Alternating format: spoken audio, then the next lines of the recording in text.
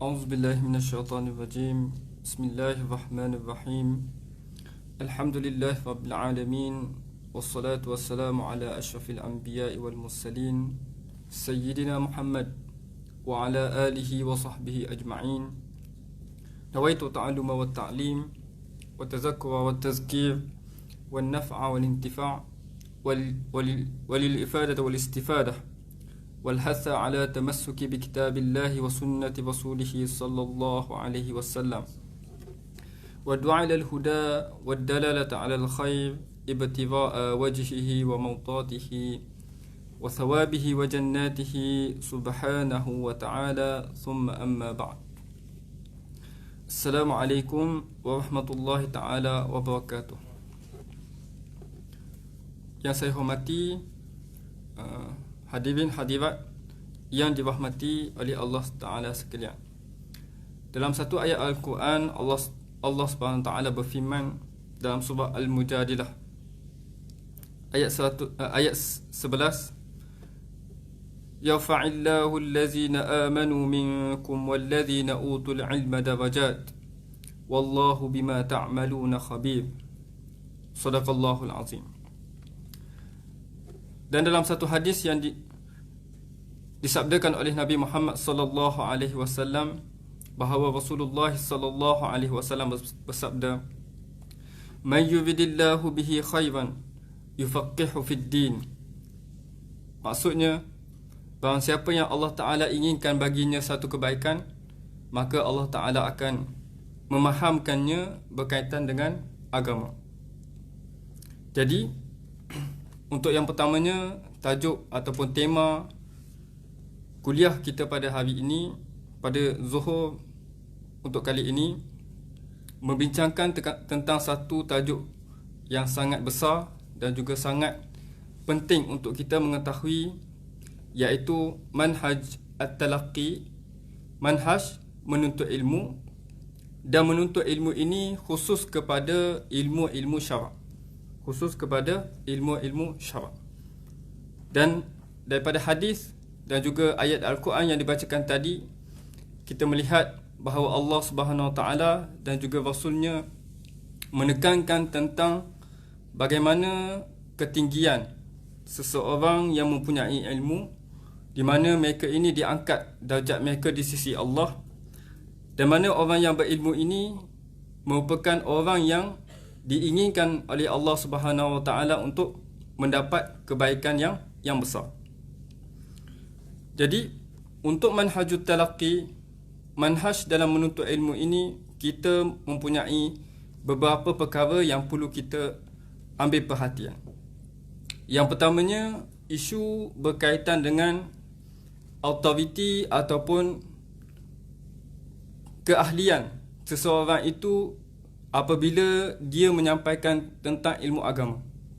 Dalam satu kitab yang cukup menarik untuk kita kaji, yang ditulis oleh Syekh Farid Al-Ansari, yang bertajuk Mafhum Al-Alimiyah. Di dalam kitab tersebut, dia membahaskan tentang kekeliruan masyarakat-masyarakat Islam untuk mencari rujukan ataupun mencari maraja', sumber untuk mereka mengambil ilmu-ilmu pengetahuan. Dan dalam buku tersebut, Syekh Farid Al-Ansari menegaskan bahawa hendaklah kita membezakan di antara dua golongan. Yang pertamanya ialah golongan Al-Khutaba wal-Wu'az. Dan golongan yang keduanya adalah golongan Al-Ulama. Jadi, perkara yang pertama, sebelum kita merujuk kepada sesiapa di dalam berkaitan dengan ilmu agama, maka kita kena bahagikan kepada dua. Yang pertama yang disebut sebagai Al-Wu'az wal-Khutaba, dan yang keduanya adalah Al-Ulama. Adapun yang dimaksudkan dengan Al-Wu'az dan juga Al-Khutaba adalah sesiapa sahaja mampu untuk memberikan peringatan, mampu untuk memberikan nasihat, mampu untuk memberikan kata-kata taujihat kepada siapa sahaja.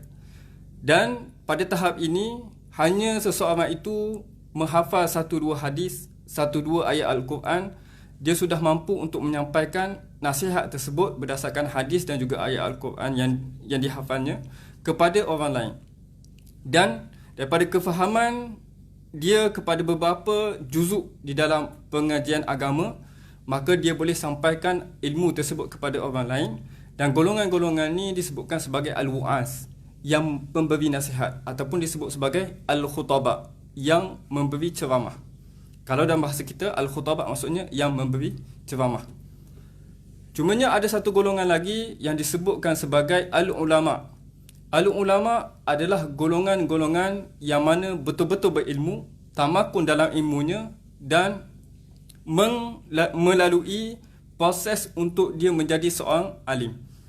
Berbeza dengan tadi, hanya cukup dia tahu beberapa perkara berkaitan dengan agama, hanya dia tahu berkaitan dengan hadis dan juga tafsir, maka dia boleh menyampaikannya. Tapi golongan-golongan alim, golongan-golongan ulama adalah golongan-golongan yang telah melalui manhaj talaqi, yang mana menghasilkan dia ataupun melayakkan dia untuk bercakap berkaitan dengan perkara agama. Jadi, golongan ulama ini, jika kita lihat, ulama adalah perkataan jamak. Ulama adalah perkataan jamak, maksudnya kata plural. Ulama adalah satu kata yang banyak, kata untuk satu golongan yang ramai. Dan kata mufradnya adalah alim. Kata mufradnya adalah alim. Apabila kita kata alim, dia mempunyai satu makna yang sangat dalam di dalam bahasa Arab. Ada orang mengatakan bahawa ulama mufradnya apa? Alim. Alim. Jika kita lihat kepada bahasa Arab, apabila kita sebut alim, jamaknya akan jadi alimun. Dia akan jadi alimun. Tapi kat sini, ulama mufradnya alim. Mufradnya alim. Jadi ada dua perbezaan. Yang pertamanya ialah alim dan yang keduanya ialah alim. Jadi, alim dan juga alim, apa yang membezakan kedua-duanya? Yang pertamanya, dia adalah untuk alim, dia kita sebut dalam bahasa Arab sebagai isim fa'il. Isim fa'il. Fa'il, contoh kita kata qari. Qari, orang yang membaca. Fa'il, orang yang membuat. Jadi, alim, orang yang mempunyai ilmu. Baik, itu adalah alim, orang yang mempunyai ilmu. Tetapi ada satu lagi yang kita sebut sebagai alim atas wazan fa'il. Fa'il adalah salah satu daripada sirah mubalaghah. Salah satu daripada sirah mubalaghah.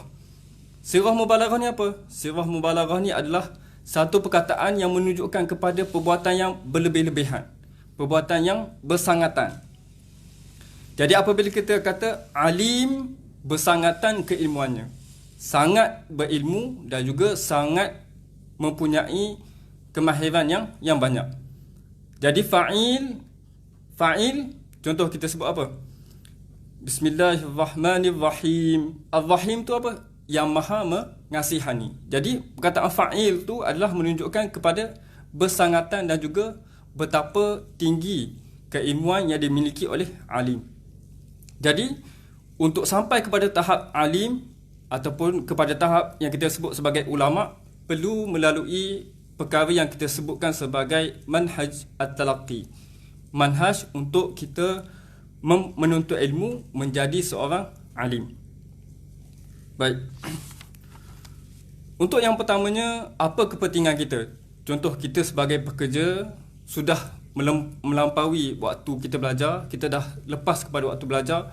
Apa kepentingan untuk kita mengetahui manhaj talaqi?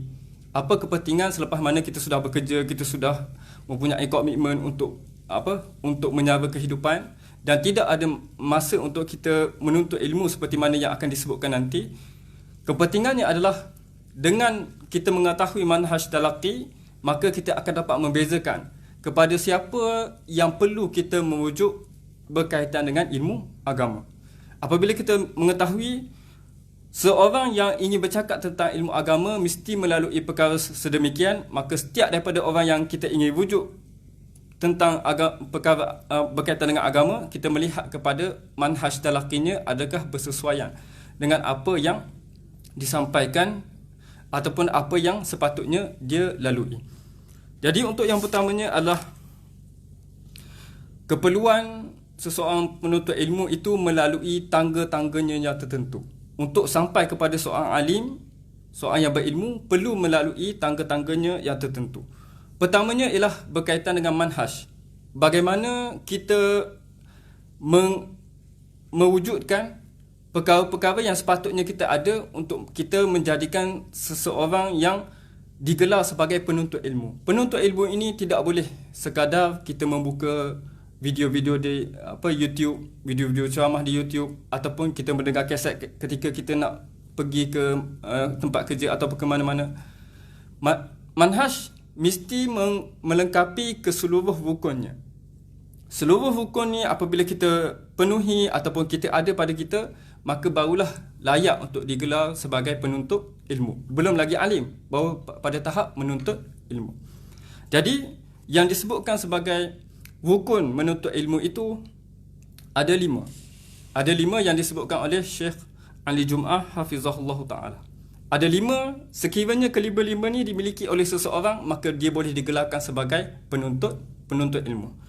Yang pertamanya ialah dia perlu kepada, rukun yang pertama menuntut ilmu ialah dia perlu kepada guru, masyayikh.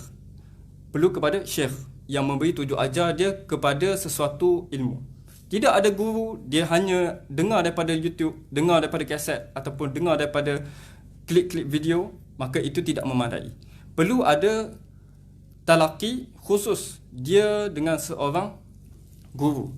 Dan guru tersebut bukan sebarang guru. Guru tu juga melalui proses, iaitu dia mempelajari ilmu tersebut daripada gurunya dan daripada gurunya dan seterusnya sampai kepada Sayyidina Rasulullah sallallahu alaihi wasallam.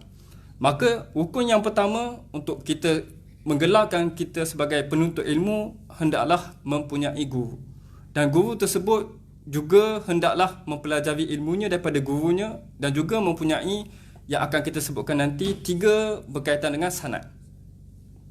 Mempunyai 3 sanad yang akan kita sebutkan.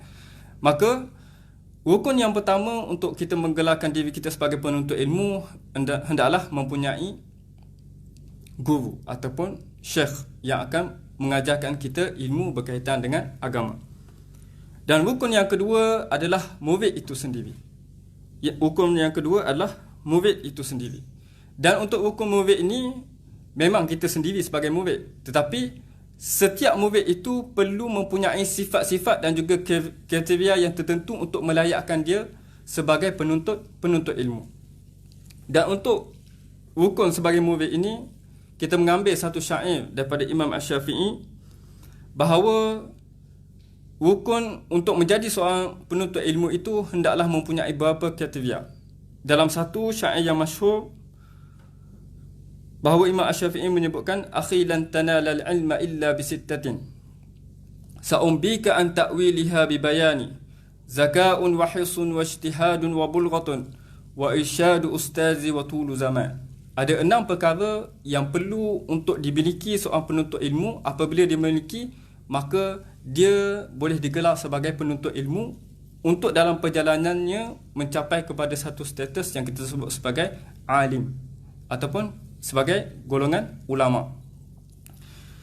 Jadi dalam syair tersebut Imam Asy-Syafi'i menyebutkan bahawa akhi lan tanalal ilma illa bisittatin, wahai saudaraku, tidak akan tercapai ilmu itu, tidak akan kamu mendapat, lan ni maksudnya tidak akan kamu mencapai ilmu tersebut kecuali dengan 6 perkara.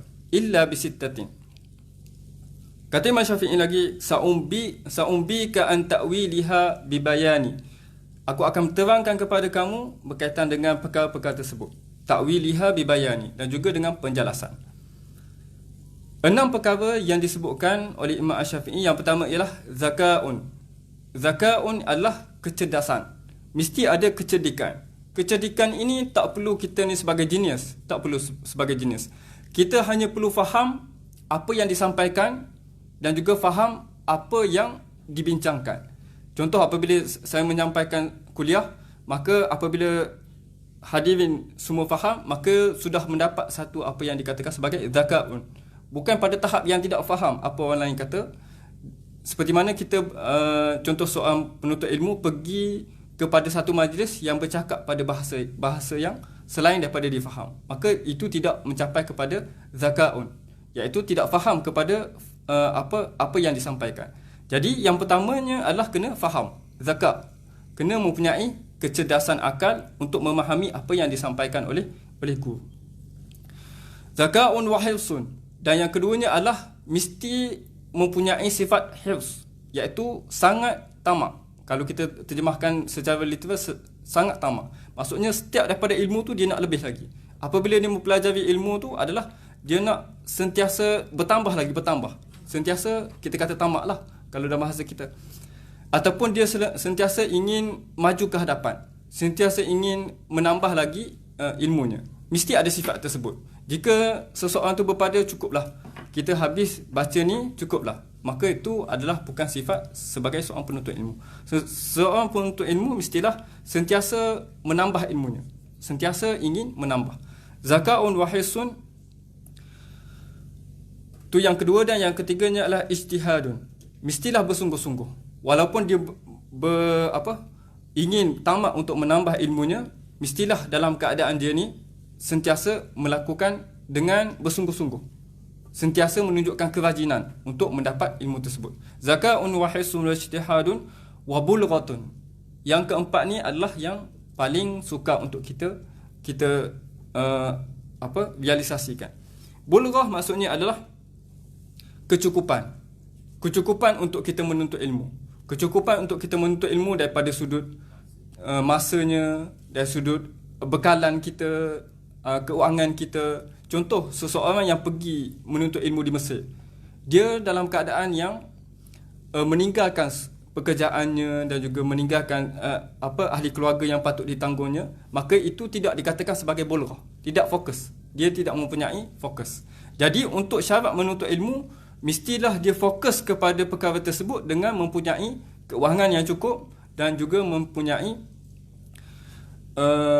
masa yang cukup untuk dia betul-betul mendalami ilmu yang ingin dipelajarinya.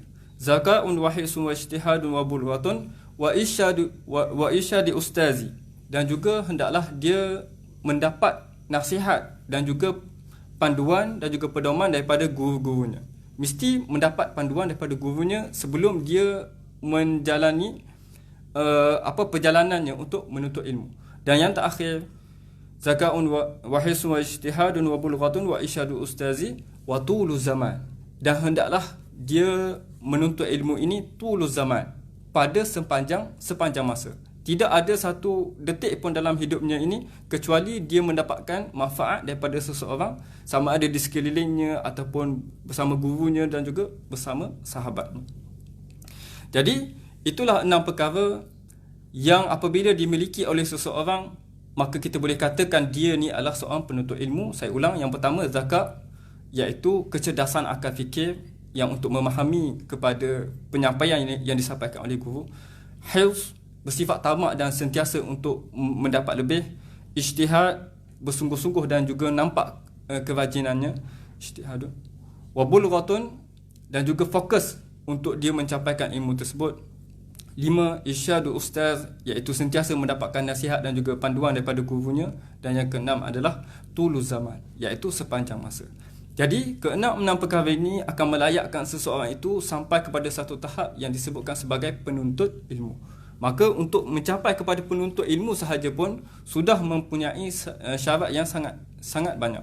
Jadi untuk mencapai kepada sifat alim dan juga sifat sebagai seorang ulama, maka itu adalah memerlukan kepada satu perjalanan yang sangat panjang.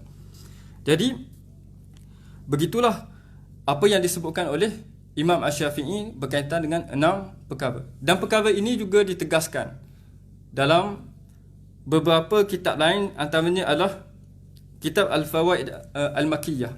Satu kitab berkaitan dengan mustalahat fiqh dalam mazhab Syafi'i, Al-Fawaid Al-Makkiyah. Dalam perkara tersebut, Syekh pengarangnya, Syekh Al-Habib Alawi As-Saqaf, mengatakan bahawa seorang penuntut ilmu itu untuk dia mencapai kepada alim mesti ada 4 perkara. Yang pertamanya ialah Syekhun Fattah. Yang pertamanya ialah Syekhun Fattah, sama macam tadi, yang perlukan kepada guru. Yang keduanya ialah Aqlun Wajjah, mempunyai akal yang mana akal yang sangat wajah, yang kuat, yang boleh memahami apa yang disampaikan. Dan yang ketiganya adalah Kutubun Sihah, mesti mendapatkan buku-buku yang sahih, buku-buku yang muktabar. Mestilah mempelajari ilmu tersebut daripada buku-buku yang muktabar. Dan yang keempatnya adalah Mudawamatu wal Ilhah. Dan juga yang keempatnya adalah mesti mudawamah, sentiasa untuk mengulang kaji, sentiasa untuk merevise apa yang dah dipelajarinya tu, dan juga wal ilhah, dalam keadaan yang bersungguh-sungguh. Jadi empat perkara ini juga disebut sebagai kriteria dan juga keperluan untuk seorang penuntut ilmu itu mencapai kepada satu tahap yang disebut sebagai alim. Jadi rukun yang pertama tadi adalah mesti berguru. Kata Syekh Ali Jumaah, rukun yang pertama mesti mempunyai guru. Dan yang keduanya mesti murid itu mempunyai sifat-sifat sebagai talib ilm, sebagai talib ilm. Dan yang ketiganya adalah rukun yang ketiga dalam menuntut ilmu adalah kitab. Yang seperti yang disebut oleh Syekh Al-Habib Alawi As-Saqaf dalam kitabnya Al-Fawaid Makiyah tersebut adalah Kutubun Sihah. Mestilah belajar daripada kitab-kitab yang mutabar. Mestilah belajar daripada tokoh-tokoh yang mustaqifah. Kata Syekh Usamah Sayyid Al-Azhari dalam muhadarahnya baru ni, tokoh-tokoh yang perlu kita pelajari adalah daripada tokoh yang syakhsiyah al-mustaqifah. Tokoh-tokoh yang apabila yang sudah stabil, pandangan-pandangannya dan juga pendapat-pendapatnya diterima sebagai pendapat yang muktamad. Dan ada satu lagi tokoh-tokoh yang kita sebut sebagai tokoh-tokoh yang kita kata tidak begitu menjadi muktamad, disebut sebagai al-qaliqah, yang mana tidak begitu pendapatnya kadang-kadang berlaku kontra di antara pendapatnya sendiri. Sepertinya ialah Imam Ibn Taymiyah, ada pendapatnya mengatakan sedemikian dan juga ada pendapatnya mengatakan sedemikian. Jadi kitab-kitab yang perlu dipelajari seorang penuntut ilmu untuk pada peringkat awal untuk menjadi dia sebagai seorang alim adalah kitab-kitab yang muktamad, kitab-kitab yang sahih daripada ulama-ulama yang muktabar, iaitu al-ulama yang sifatnya al-mustaqifah, yang pendapatnya adalah pendapat yang tepat dan juga muktamad. Dan yang keempatnya adalah manhaj, mesti mempunyai manhaj. Yang keempat daripada rukun menuntut ilmu, mesti mempunyai manhaj. Apabila seorang itu tidak mempunyai manhaj, dia akan mempelajari apa sahaja secara bercelaru. Dia akan mengambil sedikit daripada perkara ni, sedikit daripada ilmu ni, dan akhirnya apa yang terhimpun daripada ni adalah sisa kita kata cepisan-cepisan ataupun sebahagian daripada perkara ilmu ni, dan tidak mempunyai satu pembinaan alim yang begitu kukuh. Sedikit daripada ilmu hadis, sedikit daripada ilmu tafsir, sedikit daripada ilmu fiqh, dan tidak menjadikan dia sebagai seorang yang betul-betul alim yang mana mampu untuk memahami agama Allah Subhanahu Wa Taala yang berdasarkan kepada Al-Quran dan juga As-Sunnah. Yang keempat adalah manhaj, yang kita akan huraikan dengan lebih lanjut selepas ni. Dan yang kelima juga yang paling penting adalah bi'ah ilmu. Yang kelima adalah bi'ah ilmu. Bi'ah ilmu ini adalah suasana keilmuan yang terlibat dalam kehidupan seorang penuntut ilmu tu. Mesti ada muzakarah, mesti ada mutala'ah, mesti ada mubahasah dan juga munazarah. Perkara dalam kehidupan ni mesti berkisahkan tentang ilmu, berkisahkan tentang ilmu agama. Dan diberi contoh ketika saya belajar di Mesir dulu oleh guru saya. Dia katakan bahawa kita nak bandingkan bagaimana seorang penuntut ilmu itu di dalam menuntut ilmu tu, kita kena mesti melihat kepada sesuatu kumpulan di dalam bidangnya. Contohnya adalah, kita bagi contoh adalah golongan petani. Golongan petani setiap daripada bangun pagi sampailah kepada dia tidur balik pada waktu malam, mesti berbicara tentang tanah, berbicara tentang turun naik harga tanamannya, dan juga bagaimana tanamannya dirosak dan apa yang hasil daripada buahnya. Setiap daripada kehidupannya hanya berfokus kepada tanaman dan juga apa yang berkaitan dengan tanaman. Begitulah juga penuntut ilmu, mesti dah setiap daripada dia bangun daripada tidur, dia membincangkan tentang ilmu ilmu agama. Sehinggalah dia tidur balik, mesti dalam kehidupannya itu sentiasa membincangkan tentang ilmu agama. Dan juga mestilah dia hidup dalam bi'ah yang mana dia diuji oleh syekh. Dia diberikan sebagai peperiksaan untuk menguji tahap keupayaan dan juga kefahaman dia berdasarkan kepada apa yang diajarkan oleh gurunya. Jadi yang kelima ni adalah sangat penting untuk kita menjadikan kita sebagai penuntut ilmu adalah bi'ah. Jadi saya ulang balik, 5 rukun utama yang mana daripada 5 rukun ini menjadi asas kepada kita untuk mempelajari ilmu agama adalah: yang pertama, mesti berguru. Yang kedua, murid itu mesti mempunyai sifat-sifat dan juga kriteria yang tertentu. Dan yang ketiga, mestilah belajar daripada kitab-kitab yang muktabar. Yang keempat adalah mesti mempunyai manhaj. Dan yang kelima adalah mesti berada dalam bi'ah ilmu. Dengan kelima-lima perkara ini, barulah kita namakan seseorang yang mempunyai sifat sedemikian sebagai penuntut ilmu. Jadi kita fokuskan kepada satu daripada rukun tersebut adalah yang berkaitan dengan manhaj. Jadi manhaj untuk menuntut ilmu ini, kita katakan bahawa manhaj menuntut ilmu ini adalah secara tadarruj, iaitu berperingkat. Iaitu mula daripada basic dan sampailah kepada satu peringkat yang paling atas. Jadi peringkat yang basic tersebut kita sebut sebagai mustawa ataupun peringkat mubtadi. Peringkat paling bawah adalah peringkat permulaan, kita sebut sebagai peringkat mubtadi, peringkat permulaan. Dan kemudian naik satu lagi tingkat yang kita sebut sebagai tingkat mustawa mutawassit, iaitu peringkat pertengahan. Dan last sekali, yang atas sekali, kita sebut sebagai mustawa muntahi. Mustawa muntahi iaitu peringkat tinggi ataupun perakhiran. So kita ada 3 peringkat: peringkat permulaan, peringkat mubtadi, dan peringkat pertengahan kita sebut sebagai mutawassit, dan peringkat yang atas sekali kita sebut sebagai muntahi. Jadi ada 3 peringkat: peringkat permulaan, pertengahan dan juga peringkat tertinggi.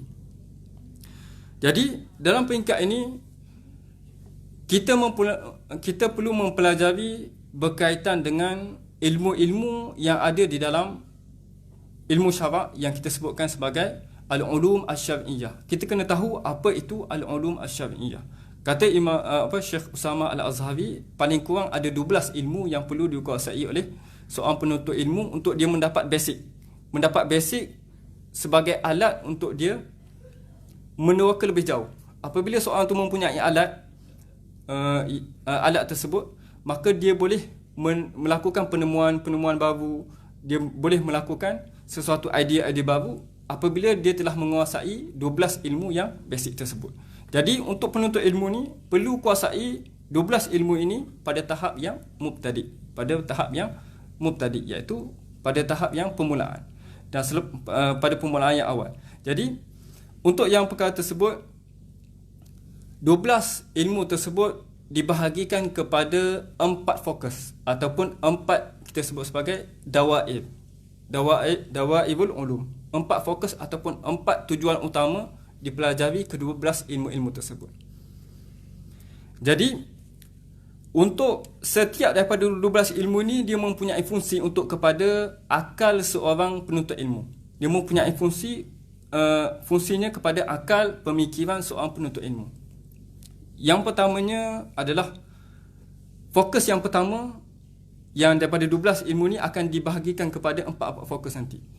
Fokus yang pertamanya adalah al-fahm wal ifham. Yang pertamanya adalah al-fahm wal ifham, iaitu ilmu yang membantu seorang murid itu untuk faham dan juga memahamkan orang lain. Untuk dia faham dan juga memahamkan orang lain. Yang pertamanya adalah al-fahm wal ifham, iaitu ilmu-ilmu yang mana membantu seorang murid itu faham ilmu agama dan juga memahamkan orang lain berkaitan dengan ilmu agama. Jadi fokus untuk al-fahm wal ifham ni ada beberapa ilmu. Yang pertamanya adalah ilmu an-nahwu, ilmu nahwu. Yang keduanya adalah ilmu as-sarf, ilmu saraf. Yang ketiganya adalah ilmu al-balaghah, ilmu balaghah. Dan yang keempatnya adalah ilmu fiqh lisanul arab ataupun fiqhul lughah, fiqh al-lughah. Jadi 4 ilmu ni perlu dikuasai untuk seorang penuntut ilmu untuk mencapai kepada fungsinya, iaitu al-fahmu wal ifham, iaitu untuk memahami apa yang disampaikannya daripada ilmu agama dan juga untuk menyampaikan kembali kepada penuntut ilmu yang lain yang disebutkan sebagai al-ifham. Jadi yang pertama, al-fahmu wal ifham, kena mempelajari ilmu nahwu, ilmu saraf, ilmu balaghah dan juga ilmu fiqhul lughah. Jadi apabila seseorang itu ingin memahami, yang pertama perlu faham dulu. Kena faham, maka kita lihat bahawa Al-Quran di dalam bahasa Arab dan juga Al-Hadis juga dalam bahasa Arab. Aqwal ulama daripada ulama-ulama yang hebat adalah dalam bahasa Arab. Adapun kalau kita tengok kepada terjemahan itu kadang-kadangnya tak tepat. Jadi alat yang pertama untuk seseorang itu memahami ilmu agama adalah bahasa Arab, iaitu terbahagi pada 4 ilmu: ilmu nahwu, ilmu saraf, ilmu balaghah dan juga ilmu fiqhul lughah. Jadi ini adalah menyelesaikan tentang al-fahm wal ifham. Mesti ada al-fahmu dan juga al-ifham. Dan selepas daripada faham dan juga boleh memahamkan orang lain, selepas seorang penuntut ilmu itu sudah mempunyai alat untuk memaham dan juga memberi kefahaman kepada orang lain, datang kepada dakwai yang kedua, kita sebut sebagai at-tawsiq wat tasabbut. At-tawsiq wat tasabbut ataupun terjemahannya adalah verification ataupun kita sebut sebagai pengesahan fakta ataupun verification lah, kalau ada bahasa Englishnya adalah verification. Jadi at-tawsiq wat tasabbut, mestilah seorang tu perlu tahu apa yang dijadikan hujah, apa yang tidak dijadikan hujah.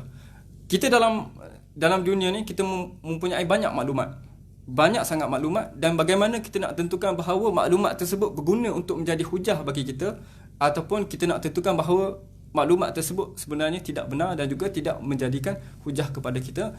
Maka daripada ilmu yang kita akan sebutkan nanti, at-tawsiq wat tasabbut dapat menjadikan kita ni menilai sama ada perkara tersebut boleh dijadikan dalil ataupun tidak. Jadi untuk ilmu-ilmu, untuk fungsi at-tawsiq wat tasabbut ni adalah, yang pertama adalah ilmu hadis, ulumul hadis. Ulumul hadis termasuk kepada mustalahul hadis dan juga ilmu sirah, berkaitan dengan sirah, dan juga berkaitan dengan ilmu al-jarh wa ta'dil. Semua perkara tersebut adalah untuk menentukan bahawa khabar yang datang kepada kita tu, maklumat yang datang kepada kita tu adalah maklumat yang benar untuk yang pertamanya, sebelum kita guna maklumat tersebut untuk menjadikan dalil ataupun kita berhujah dengannya. Jadi untuk yang pertamanya adalah kita kena tahu daripada mana sumber asal maklumat tersebut didapati dan kesahihan sumber tersebut untuk kita jadikan dia sebagai dalil dan juga hujah. Jadi yang keduanya adalah at-tawsiq wat tasabbut. Yang tadi fahmu wal ifham, faham dan juga untuk memahamkan orang lain, iaitu ilmu bahasa Arab. Yang keduanya adalah untuk kita tentukan apa yang kita dapat tu, selepas mana kita boleh faham apa yang disampaikan, boleh jadi dalil ataupun tak boleh jadi dalil. Jadi itu adalah yang kedua. Dawair ataupun dairah yang ketiga, fungsi yang ketiga adalah yang berkaitan dengan al-hujjiyah wa ta'lil, penghujahan dan juga pendalilan. Al-hujjiyah wa dalil wa ta'lil, penghujahan dan juga pendalilan. Untuk ilmu ni, selepas mana kita faham, memahami apa sahaja yang disampaikan oleh maklumat yang datang kepada kita, dan kita boleh tentukan apa yang sahih, apa yang tak sahih, apa yang boleh dijadikan dalil dan apa yang tak boleh dijadikan dalil, kita sampai kepada satu tahap untuk kita memproses maklumat-maklumat yang kita dapat tersebut untuk menghasilkan sesuatu yang baru. Jadi al-hujjiyah wa ta'lil adalah kita guna apa yang kita dapat daripada faham tadi, dan juga selepas mana kita verification apa yang betul dan apa yang salah, apa yang berguna dan apa yang tak berguna, untuk kita hasilkan hujah, kita bagikan satu pendalilan. Dan untuk ilmu ni adalah ilmu yang mana sangat-sangat penting untuk seseorang itu sampai kepada tahap ini, kena mempelajari ilmu usulul fiqh. Yang pertama adalah usulul fiqh. Sebab usulul fiqh dia akan menerangkan tentang apakah dalil-dalil untuk agama kita, apakah dalil-dalil yang boleh kita gunakan untuk mencapai kepada satu hukum. Dan juga begitu kepada ilmu-ilmu yang lain. Mesti ada metodologi yang mana kita dapatkan satu perkara tersebut sebagai satu fakta ataupun satu ilmu yang benar. Contohnya ialah ilmu sejarah. Ilmu sejarah kita boleh bagikan kepada sumber tu kepada dua. Ada sumber yang sekunder dan juga sumber yang primer. Dan sumber yang primer tu adalah lebih utama dan juga memberi ilmu berbanding daripada sumber yang sekunder. Jadi dalam apa sahaja ilmu, kaedah ataupun metodologi ini terpakai. Jadi al-hujjiyah wa tasabbut adalah macam mana kita nak proses balik daripada kita dapat maklumat yang kita dapatkan bahawa dia adalah benar dan juga berguna. Proses itu kalau dalam ilmu syarak kita perlu melalui satu ilmu disebut sebagai usulul fiqh. Dan yang keduanya ialah ilmu mantiq. Ilmu mantiq ni dia ada dua bab, iaitu yang pertama tasawurat, yang keduanya adalah tasdiqat. Tasawurat ni adalah kita nak menggambarkan sesuatu, memberi takrif kepada sesuatu. Dan yang keduanya adalah tasdiqat, yang mana kita gunakan untuk menghujahkan satu dakwaan yang kita dakwakan. Contoh kita kata Allah itu wujud. Maka kita perlu bagi dalil kepada penyataan kita bahawa Allah itu wujud. Maka ilmu mantik akan memberikan kita cara untuk kita mendalilkan kepada apa yang kita dakwakan tersebut. Jadi yang pertama usul fiqh, kita guna Al-Quran dan juga As-Sunnah untuk kita proses untuk mendapatkan kepada satu hukum, dan juga ilmu mantik kita gunakannya untuk kita memperkuatkan pernyataan kita ataupun dakwaan kita kepada perkara tersebut. Dan yang ketiganya adalah ilmu adabul bahsi wal munazarah, iaitu ilmu berkaitan dengan bahas dan juga munazarah, ilmu cara berdebat. Ini adalah cara untuk kita sampai kepada satu tahap hujjiyah, berhujah dengan orang lain. Dan yang keempatnya adalah ilmu kalam. Dan ilmu kalam apabila kita lihat banyak perbahasan-perbahasan yang mana menguji ataupun melatih akal kita untuk berhujah dan juga memberi ta'lil dan juga memberi pendalilan kepada apa yang kita dakwa. Jadi yang ketiga ni adalah kita sebut sebagai al-hujjiyah wa ta'lil. So kita ada tiga dawair. Yang pertama al-fahm wal ifham, ilmu bahasa Arab.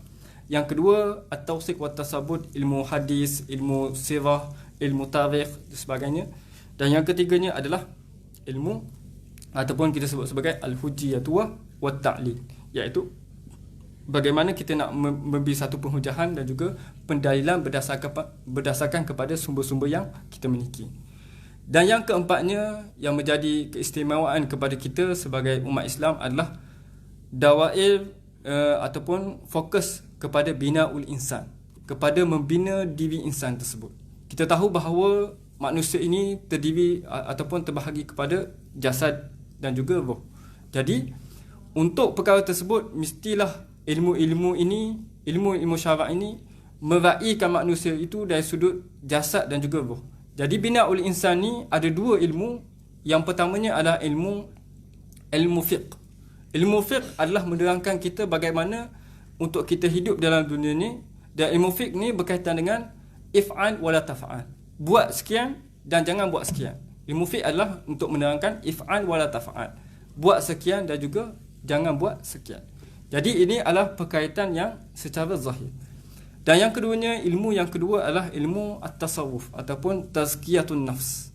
Ilmu kedua adalah yang merujuk kepada ilmu yang berkaitan kerohanian, iaitu disebut sebagai ilmu tasawuf. Jadi binaul insan ada dua ilmu yang perlu untuk dikuasai oleh seorang penuntut ilmu, adalah ilmu fiqh dan juga ilmu tasawuf. Jadi kita ada empat fokus, dan daripada empat fokus ni lahirlah 12 ilmu yang perlu dikuasai oleh seorang penuntut ilmu. Saya sebut kembali, yang pertamanya adalah al-fahm wal ifham, iaitu ilmu bahasa Arab. Dan yang keduanya adalah at-tawsiq wa tasabbut, iaitu ilmu hadis, ilmu rijal dan juga ilmu jarh wa ta'dil. Yang ketiganya adalah al-hujjiyah wa ta'lil, penhujahan dan juga pendalilan, ilmu usul fiqh, ilmu mantiq, ilmu kalam, ilmu adab, al-bahth wal munazarah. Dan yang keempatnya adalah binaul insan, iaitu dua ilmu fiqh dan juga ilmu tasawuf. Jadi daripada empat fokus ni akan membentukkan pemikiran seorang penuntut ilmu itu bagaimana memahami agamanya dengan sebenarnya. Jadi daripada tahap mubtadi', dia mempelajari buku-buku yang berkaitan dengan mubtadi', asas ilmu tersebut, dan naik kepada mutawassit dan naik kepada muntahi. Maka apabila kesemua perkara ini dikuasai, maka barulah kita sampai kepada suatu tahap disebut sebagai alim, yang kita sebut pada awal tadi, alim yang bersangatan ataupun sangat tinggi ilmunya.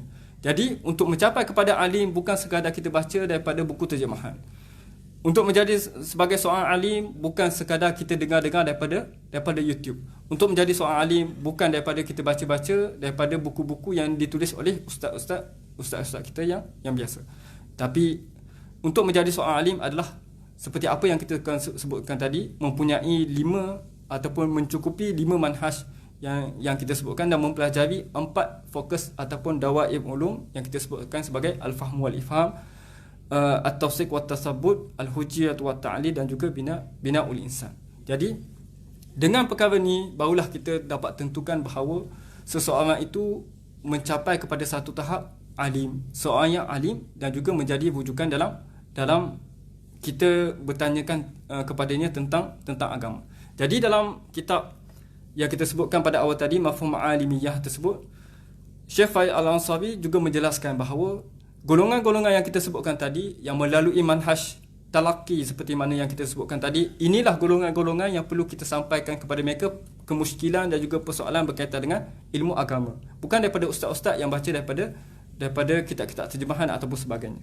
Jadi dalam menentukan autoriti untuk memberikan kefahaman berkaitan dengan agama, mestilah kita kena ketahui latar belakang seorang yang menyampaikan agama tersebut. Maka dengan apabila kita mengetahui manhaj talaqi yang sebenar, yang dapat melahirkan ilmuwan yang sebenar, maka kita akan lebih berhati-hati untuk bertanyakan kepada golongan-golongan agamawan. Bukan sahaja kita melihatkan kepada cara penyampaiannya, tapi kita melihat kepada sejarah pembelajarannya, sejarah bertalaki, sejarah dia mempelajari ilmu daripada secara berguru. Dan untuk yang terakhirnya, yang penting untuk juga kita sebutkan bahawa dalam bertalaki ini kita perlu mencapaikan kepada 3 sanad. 3 sanad yang kita sebutkan sebagai menjadikan pembelajaran kita tersebut ataupun penghasilan ilmu tersebut sentiasa berkat dan juga sampaikan kepada kefahaman yang sahih seperti mana yang disampaikan oleh Nabi Muhammad sallallahu alaihi wasallam. Yang pertamanya ialah kita sebutkan sebagai sanad ar-riwayah. Sanad secara riwayat. Kita belajar daripada sekian, kita belajar daripada guru kita belajar daripada guru kita, dan sampailah kepada Nabi Muhammad sallallahu alaihi wasallam. Jadi untuk sanad riwayah ni kita boleh dapatkan hanya datang kelas. Contoh kita bacaan secara terus, bacaan Arba'in Nawawi secara terus dibagi ijazah. Ijazah tu dinamakan sebagai sanad ar-riwayah, sanad riwayat. Kita belajar dengar daripada guru kita dan juga sebagainya sampai kepada Rasulullah sallallahu alaihi wasallam. Dan yang keduanya adalah sanad ad-dirayah. Sanad dirayah ni adalah sangat penting dan juga sangat susah untuk dapat, iaitu sanad yang guru kita iktiraf kita bahawa kita faham apa yang diajarkan dalam kitab tersebut. Sanad dirayah, iaitu kefahaman dan biasanya diberi izin untuk kita mengajar kitab yang telah kita talaki kepada guru kita. Dan yang ketiga yang penting juga ialah kita sebut sebagai sanad tazkiyah. Sanad yang tazkiyah ni maksudnya ialah menyucikan diri. Apabila kita mulazamah kepada seorang guru tu, maka melekat akhlak guru tersebut kepada diri kita. Kita lihat kepada perbuatan dan juga sifat guru tersebut, maka sifat tersebut kembali termasuk dalam diri kita, maka kita berakhlak seperti akhlak guru kita. Dan guru kita berakhlak kepada guru dan akhirnya sampai kepada Rasulullah sallallahu alaihi wasallam. Dan sanad ni bukan sanad bertulis dan bukan sanad yang ada sidik atau sebagainya. Ia adalah bagaimana murid tersebut berakhlak seperti mana gurunya, dan gurunya berakhlak seperti guru-gurunya, dah sampailah kepada akhlak yang diwarisi oleh Rasulullah sallallahu alaihi wasallam. Jadi untuk kita belajar ilmu bukan sahaja daripada kitab dan bukan sahaja daripada penyampaian syekh, tapi juga melihat kepada akhlaknya, tingkah lakunya dan juga perilaku yang sehariannya, maka kita akan mendapat sanad yang disebutkan sebagai sanad tazkiyah. Maka ketiga-tiga sanad ini barulah kita katakan bahawa kita pelajar daripada seorang guru. Barulah kita sebut kita ni pelajar kepada pelajar seorang guru. Jadi itu adalah caranya. Moga-moga dengan kita mengetahui manhaj talaqi dan juga sanad-sanad yang saya sebutkan tadi, kita dapat tentukan bahawa autoriti untuk kita sampaikan kemusykilan agama, persoalan-persoalan berkaitan dengan agama, dan juga kita tidak terkeliru dengan jawapan-jawapan daripada ustaz-ustaz yang tidak mempunyai sejarah pembelajaran tentang agama. Moga-moga kita mendapat manfaat daripada apa yang disampaikan. Aqulu qawli hadza wa astaghfirullahal azim li wa lakum. Wassalamualaikum warahmatullahi taala wabarakatuh.